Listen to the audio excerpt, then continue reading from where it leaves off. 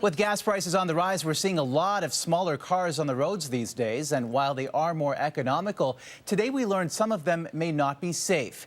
Experts deliberately damaged a dozen of the most popular small cars. And let's just say a lot of crash test dummies ended up with virtual broken bones. CTV's Vanessa Lee explains.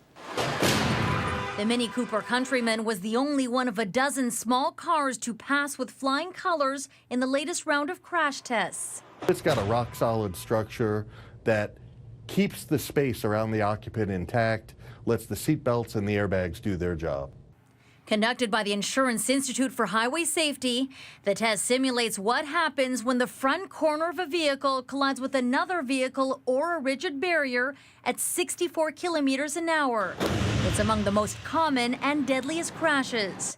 7 of the cars received only acceptable ratings. 4 others outright failed, including the Fiat 500L, Nissan's Juke and its all-electric Leaf, as well as the Mazda 5. The survival space wasn't well maintained, and that means things are pushing against the occupant, pushing on the leg. In the case of the Mazda 5, Mazda says it was developed before the test was implemented 2 years ago, and adds it always considers the results of such tests when designing new vehicles. A fail or poor rating means a real driver would have a high likelihood of serious injuries in a crash like this one. But industry experts say consumers shouldn't necessarily steer clear of the cars.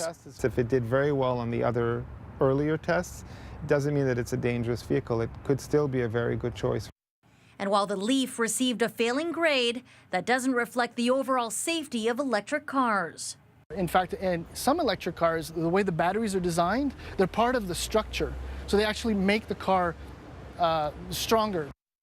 As standards get more stringent, car makers will have no choice but to step up their game or risk driving customers away. Vanessa Lee, CTV News, Monday.